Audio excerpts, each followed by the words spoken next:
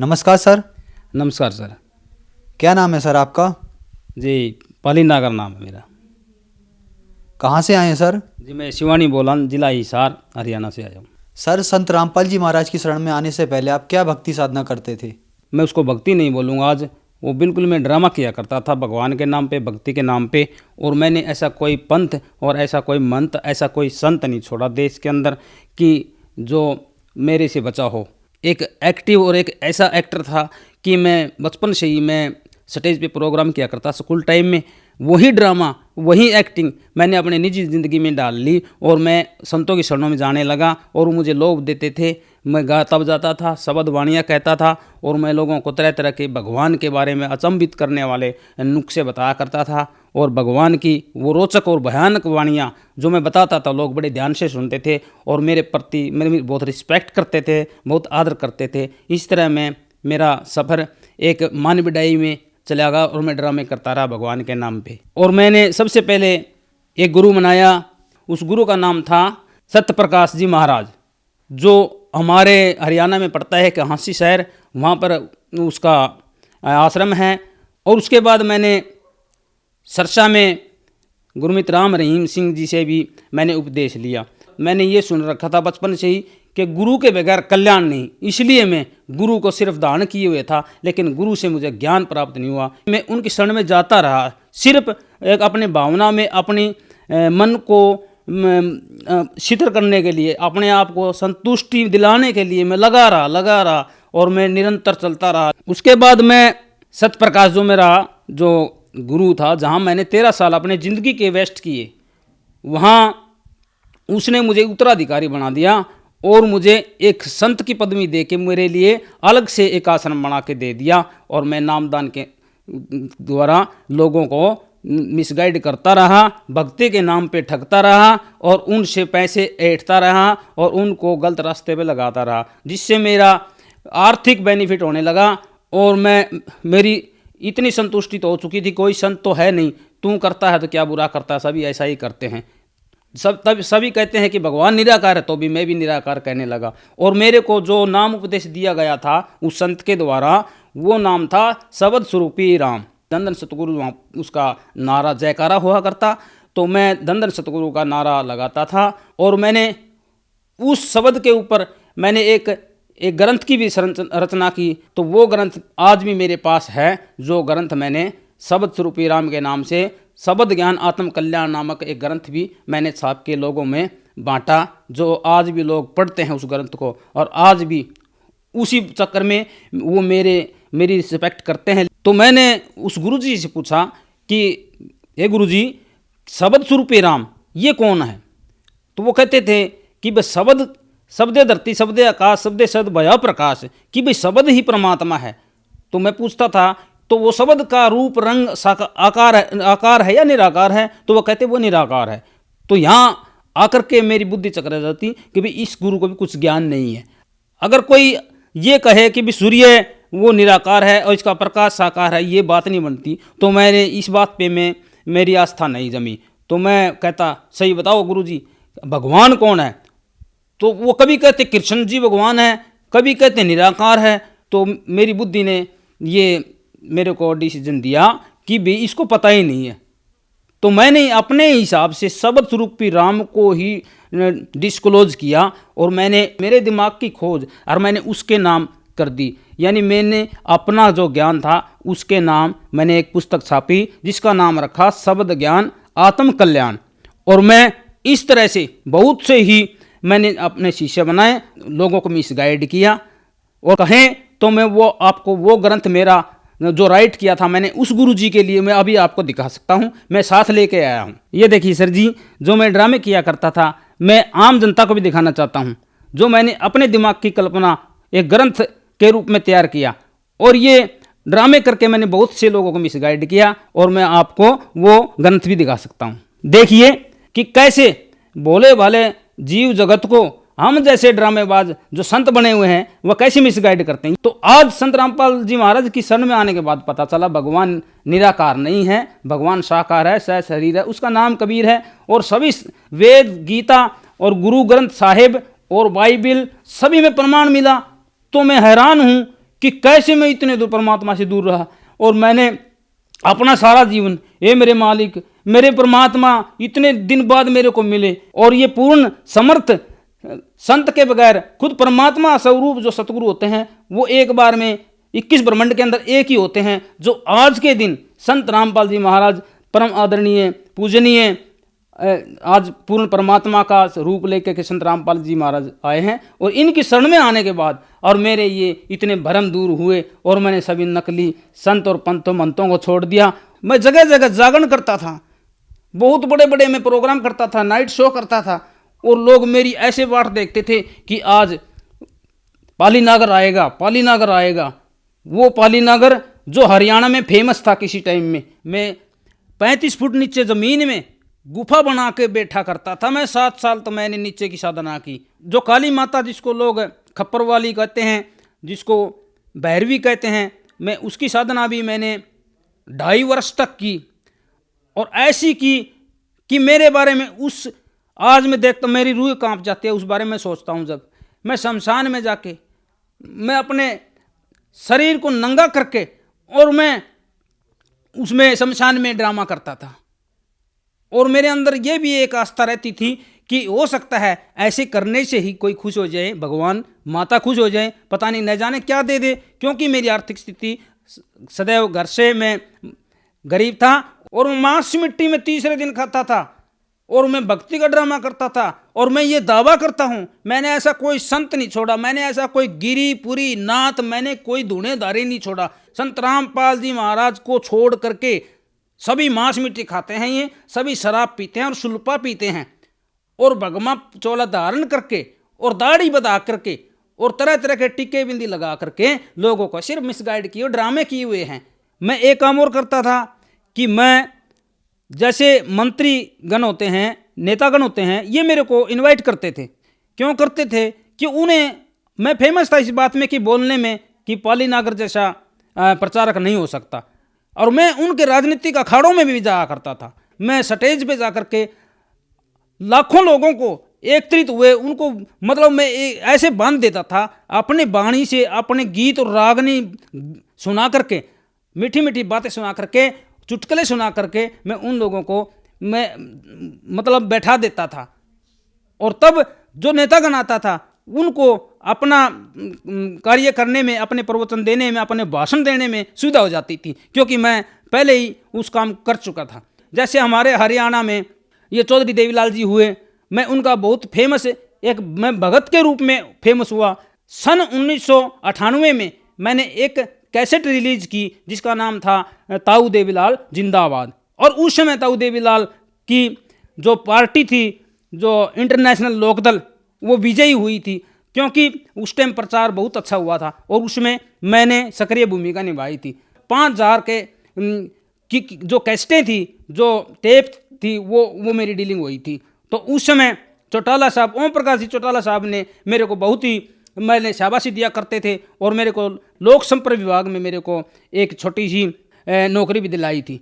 लेकिन वो 1.5 साल करने के बाद में आर्थिक तंगी के कारण मैंने छोड़ना पड़ा, और मेरे को वो नौकरी भी रास नहीं आई, क्योंकि मैं भगवान का भगत था, मैं जैसा भी था, लेकिन मुझे परमात्मा की खोज थी। इसके साथ साथ में जैसे आर्य समाजी होते हैं, महर्षि दयानंद का भी मैं बहुत ही तगड़ा उपासक था, और मैं उसकी जो बनावटी बातें होती हैं, जो मुझे आज पता चला है कि उसका तो कोई ज्ञान ही नहीं है, उसका तो वेदों से 1% भी ज्ञान नहीं मिलता, लेकिन उस समय मैं उसको भगवान के तुल्य भी माना। और मैं जब मेरे को आर्य समाजी लेके जाते थे, मैं प्रचार के हिसाब से उनके साथ जाता था, तो बहुत मीठी मीठी बातें करके महर्षि दयानंद की मैं थोती पोप लीला और मैं लोगों को सुनाया करता, और उसकी महिमा मैं बना के सुनाया करता, जिससे लोग बहुत इंप्रेस हुआ करते और महर्षि दयानंद की बहुत ही बिडाई हुआ करती। जो मुझे आज पता चला है कि मैंने एक ऐसे गंदे विचारहीन संत और ऋषि महर्षियों के मैंने महिमा गाई, थोती पोपलीला गाई। मैंने एक पुस्तक और छापी, तो मैं अभी आपको वो भी दिखा सकता हूँ। ये मैंने दूसरी पुस्तक छापी, इसके अंदर मैंने वो बात बतलाई है कि लोग पढ़ते हैं तो पढ़ते रह जाते हैं। इस किताब के द्वारा भी मैंने बहुत लोगों को मनोरंजन के तौर पे तो बहुत कुछ दिया, लेकिन भगवान की इसमें कोई सच्चाई को प्रमाण नहीं है।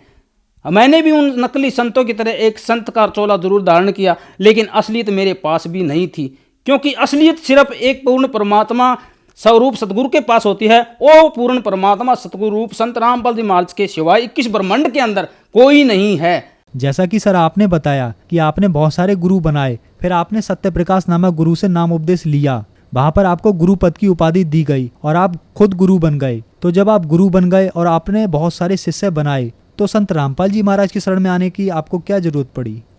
मैं शरण में ऐसे नहीं आया सर जी, इसके पीछे बहुत बड़ा कारण है। मेरे गांव में परमात्मा स्वरूप संत रामपाल जी महाराज के बहुत से शिष्य थे, और ऐसा नहीं है कि कोई एक ही कास्ट के, एक ही बिरादरी धर्म वर्ण के थे। सभी धर्म वर्ण और जाति समुदाय के लोग परमात्मा से जुड़े हुए थे, और मैं उनकी खिल्लियां उड़ाता था। मैं क्या कहता था कि ये एक और संत रामपाल है जो रोहतक जेल के अंदर है, और इसने भी कबीर का नाम लेकर के अपना डेरा चलाया हुआ है। इतने गंदे गंदे विचार प्रकट मेरे दिमाग में होते थे कि हे भगवान, हे परमात्मा, मुझे माफ़ करना। हमारे गांव में जो बहुत से भगत हुआ करते थे, वो कहने लगे भाई तू कितना ज्ञानी हो, लेकिन तेरे को कुछ ज्ञान नहीं है। तो मैं अचंभे में हुआ करता था भी मेरे को ज्ञान नहीं है, मैं तो लोगों को शिक्षा देता हूँ, नाम देता हूँ, उपदेश देता हूँ, 3-3 घंटे प्रवचन देता हूँ। तो वो कहते थे तू चाहे कुछ भी कर ले, लेकिन तेरे को कोई ज्ञान नहीं है। तेरे को आत्मिक ज्ञान हो सकता है, लोगों को बहका सकता है, लेकिन तेरे को परमात्मिक ज्ञान नहीं है। क्योंकि तेरे को कहाँ से होता, किसी भी संत को नहीं है। सिर्फ एक संत रामपाल जी महाराज को छोड़ के 21 ब्रह्मांड के अंदर किसी को ज्ञान नहीं है परमात्मा का। तो मैं इस बात के ऊपर, इस पॉइंट के ऊपर मैं ठहर जाता था। मेरे को, मैं उनके सामने तो मैं नहीं कहता था, लेकिन मैं पीछे से मैं विचार करता था भी अगर मेरे को ज्ञान नहीं है, संत रामपाल को ज्ञान है, तो संत रामपाल के लिए ये इतना जोर क्यों लगाते हैं? ये कहते हैं हमने कबीर नहीं देखा, हमारा कबीर तो यही है, यही वही कबीर साहब खुद आए हुए हैं। तो उन्होंने मेरे को कहा अभी तू एक बार चल के देख, अगर तू ज्ञानी है तो चल तो सकता है हमारे साथ। मैंने सोचा चलने में क्या बुराई, चल देख लेते हैं। और तब वो दिन मैं परमात्मा की शरण में गया। मैं सिर्फ एक परीक्षा लेने के भाव से गया था, चल देखते हैं तुम्हारे संत रामपाल को। तो संत रामपाल की शरण में जब मैं हमारे गांव के भक्तों के साथ में गया और वहाँ की देखी मैंने, वहाँ का सिस्टम, वहाँ का भाईचारा और वहाँ की सादगी, लाखों भक्तों की भीड़, और ऐसे जैसे एक ही परिवार के हों। और वहाँ की व्यवस्था देख के, वहाँ माता बहन एक साइड में और भाई भक्त एक साइड में, और सभी ऐसे हाथ जोड़ के बातें करते हैं और इतने प्यारे और मीठे बोलते हैं कि मैं नौछावर हो गया। और वो भगत मेरे गांव के कहने लगे तुम ज्ञान को समझ ले और अभी मौका है, और तेरा ज्ञान नकली है भाई, मान चाहे ना मान। मेरे को वहाँ का सिस्टम देख के मैं हिल गया। मैंने सोचा भाई बात तो कुछ न कुछ है। तो मैंने कहा यार मेरे को नाम दिलाओ, चलो नाम लेके देखते हैं। मैंने नाम लिए सभी, लेकिन आज ये नाम और लेके देखता हूँ मैं। वहाँ भगत जो बहुत ही शिष्टावान थे, बहुत ही शिष्टाचार से बात करते थे, बहुत ही शीलवान थे, उन्होंने कहा भगत जी अगर आप नाम लेते हो ना, सबसे पहले ये जो मर्यादाएं हैं ना, ये पढ़ के देख लो। तो मैंने मर्यादा के लिए भी इनकार कर दिया। मैंने ये कहा मैं कुछ नहीं पढ़ता, मेरे को बस उपदेश लेना है तो लेना है। सर जी मैंने नाम लिया, उपदेश लिया, और उपदेश लेने के बाद जो प्रथम मंत्र देते हैं परमात्मा संत रामपाल जी महाराज, वो मंत्र लेके और लाइन में लगना होता है। दर्शन करने के लिए परमात्मा आशीर्वाद देने आते हैं, और मैं भी लाइन में लगा। तो जब परमात्मा संत रामपाल जी महाराज जी आशीर्वाद देते देते आ रहे थे, तो मेरी तरफ देख के मुस्कुराए और मेरे सिर पे हाथ रख दिया। और मेरा सिर पे हाथ रखते ही मेरा शरीर इतना ठंडा और इतना शांत हो गया। मैं इतना क्रोधित और इतना आडंबरी आदमी, मैं ऐसा दुष्ट नीच इंसान। और जब संत रामपाल जी महाराज ने मुस्कुरा करके मेरे सिर पे हाथ रखा ना, मैं ही जानता हूँ या परमात्मा जानते हैं, और आप जब जानोगे जब आप शरण में चले जाओगे। लेकिन उस समय मैं बता नहीं सकता मेरे को कितनी अनुभूति आनंद की। वो दिन है और वो आज का दिन है। मैं संत रामपाल जी के बगैर मैं जी नहीं सकता। मैं मर सकता हूँ, लेकिन मैं परमात्मा को छोड़ नहीं सकता, दुनिया को छोड़ सकता हूँ। वो दिन था 23 मार्च 2013 का, और मैं निरंतर फिर परमात्मा के चरणों में रहने लगा, सेवा में रहने लगा। और उसके बाद से और आज तक मैं बड़ा खुश हूँ। काफ़ी बीमारियाँ भी मेरे जो लगी हुई थी, वो बीमारियाँ भी मेरी सभी परमात्मा ने उसी दिन साफ कर दी जिस दिन मेरे सर पे हाथ रखा। सर गुरु पद पर होकर भी आपने संत रामपाल जी महाराज से नाम उपदेश लिया, तो ऐसा क्या है संत रामपाल जी महाराज के ज्ञान में कि आपने गुरु होकर भी संत रामपाल जी महाराज को अपना गुरु बनाया? बहुत अच्छा प्रश्न किया सर जी आपने। मैंने जब इनको परखा, इनके ज्ञान को जांचा और सुना, तो मेरे को एकदम ऐसा, मेरे को जैसे हार्ट अटैक होने को हुआ कि ये ज्ञान संत रामपाल जी महाराज ने वेद और शास्त्रों, गीता और कुरान, वाहे गुरु ग्रंथ साहिब को, बाइबल को खोल करके बताया। तो मैंने देखा ये तो बहुत पढ़ाई लिखाई की बातें बता रहे हैं संत जी। मैंने तो सोचा था भी कबीर का नाम लेके जैसे अन्य सभी पंथ वाले कबीर की 2 बाणी गा देते हैं, रविदास की गा देते हैं, नानक की गा देते हैं, और गरीबदास जी की गा देते हैं, दादू जी की बाणी गा देते हैं, यानी कि सभी संतों की मिलीजुली खिचड़ी ज्ञान सुना करके लोगों को अपने जाल में फंसाते हैं। लेकिन संत रामपाल महाराज जी ने जब ज्ञान, मैंने संत रामपाल जी महाराज का परखा, जांचा और देखा और सुना, तो मेरी आंखों से आंसू निकल आए उस समय कि परमात्मा एक एक अक्षर को अपनी उंगलियों से दिखा रहे हैं। जैसे गीता अध्याय नंबर 16 का मंत्र 23 है। मैंने गीता अपने घर में रखी हुई थी, लेकिन मैंने कभी ये मंत्र नहीं देखे। मैंने क्या, किसी भी पंडित ने, किसी विद्वान ने, किसी संत ने आज तक नहीं दिखाए। अगर उन्हें पता होता दिखाते, तो संत रामपाल जी महाराज ने कैसे दिखाए? क्योंकि ये पूर्ण परमात्मा कबीर साहिब के अवतार हैं। तो मैंने देखा तो मैं अचंभित रहा। परमात्मा स्वरूप संत रामपाल जी महाराज का ज्ञान सुन के मेरे दिन बर दिन मेरे चक्षु खुलते गए, और मैं रोता रहा और ज्ञान सुनता रहा, और मेरे को दृढ़ता आती गई। सर, जो दर्शक आज आपको देख रहे हैं उनको आप क्या संदेश देना चाहते हैं? संदेश देने के लिए तो पूर्ण परमात्मा स्वरूप संत रामपाल जी महाराज आए हुए हैं धरती पे। मैं तो हाथ जोड़ के सभी से यही अरदास करना चाहता हूँ कि आप अपने आत्मा से, अपने विचार करके, शिक्षित लोग हो सभी, भ्रम जाल में न रह करके आप हर बात को आप खरी करके देखो। आप अपने सदग्रंथों के, जो मुस्लिम भाई है वो अपने कुरान को देखो, जो हिंदू भाई है वो वेद और गीता को देखो, और जो सिख भाई है वो गुरु ग्रंथ साहिब को देखो, और जो हमारे ईसाई भाई है, जो क्रिश्चियन भाई है, वो अपने बाइबल को देखो। उसके अंदर जो बातें हैं वो सत्य है। इन अपने धर्म ग्रंथों से अलग अगर कोई हमें आपको बहकाता है तो हमारा दुश्मन हो, हमारी इंसानियत का दुश्मन है। वो मनमाने आचरण करके, वो कहते हैं ना हरियाणा में कि अपनी अपनी डफली अपना अपना राग, तो ऐसे हमें अपनी अपनी डफली और अपना अपना राग वालों से बचना है, और हमें इस बात का सत्य करके, खरा करके देखना है कि हमारा सदग्रंथ क्या बोल रहा है। और वो सदग्रंथ सिर्फ और सिर्फ संत रामपाल जी महाराज खोल करके बता रहे हैं टीवी चैनलों के अंदर से। संत रामपाल महाराज ने आज से कम 20 वर्ष पहले से मेरे हिसाब से लगे हुए हैं कि सभी धर्मगुरुओं को और अपने ज्ञान चर्चा के लिए आमंत्रित कर रहे हैं। अगर किसी के पास ज्ञान होता तो संत रामपाल जी महाराज का ये चैलेंज क्यों कबूल नहीं कर रहे? क्योंकि उनके पास ज्ञान नाम की कोई चीज़ नहीं है। क्योंकि ज्ञान हमारे सदग्रंथों में होता है, और सदग्रंथ उन्होंने ना ही समझे और ना ही वो पढ़ना चाहते। वो मनमाना आचरण करके लोगों को अपने छलावे में, अपने मनमुखी बातों से बहका के, और तरह तरह के देवी देवता और भगवान बना करके अपनी पूजाओं में लगा रखा है, और चंदा और अनुदान के द्वारा अपना घर और अपना पेट के लिए ही वो सारा ये प्रोपेगेंडा कर रहे हैं। उन्हें भक्ति से और समाज से और मानव कल्याण से कोई मतलब नहीं है। जो मेरा पहले वाला गुरुजी था उसका नाम सतप्रकाश, वो मेरे पास वो अच्छी आत्माएं हैं वैसे, लेकिन भगवान के बारे में, परमात्मा के बारे में कोई ज्ञान नहीं। वो मेरे पास 2 या 3 बार गाड़ी लेकर के हम मेरे पास आ चुके हैं और कहते हैं कि आप अपना आश्रम संभालो।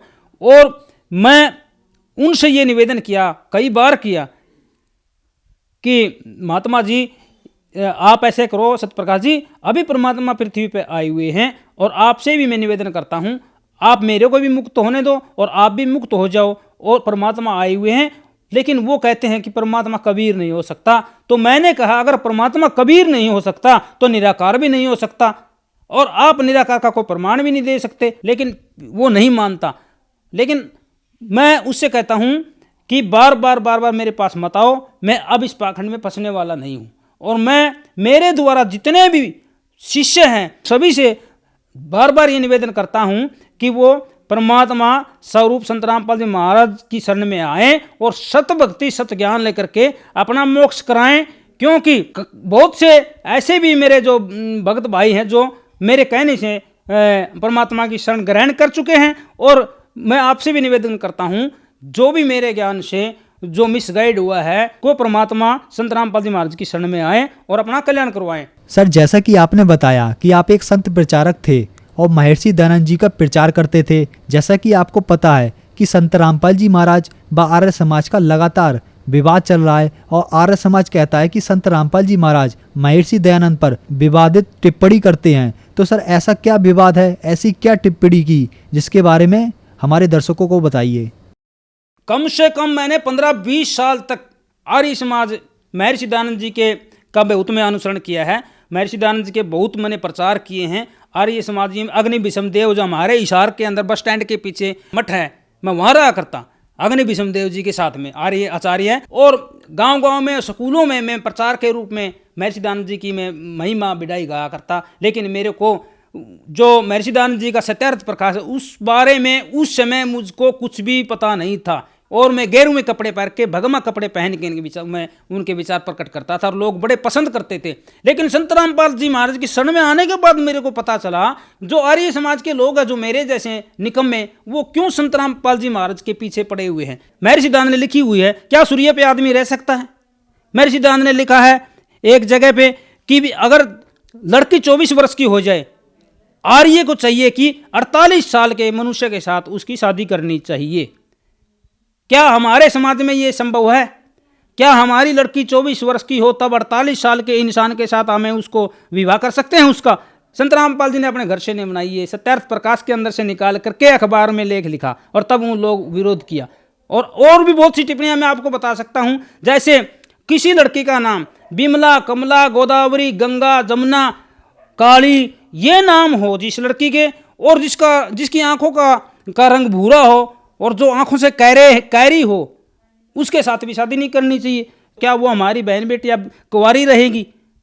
तो ये टिप्पणियां संत रामपाल जी महाराज ने सत्यार्थ प्रकाश से उठा करके जनता को दिखाई, तो इससे उन्होंने विरोध किया। और इससे भी भयंकर जो विकृतियां थी, जो अज्ञान की बातें थी, संत रामपाल जी ने उसके महर्षि दयानंद की जो बातें बताई। महर्षि दयानंद ने लिखा है कि जब कोई बहन बेटी हमारी विधवा हो जाए तो उसका दूसरा विवाह मत करो।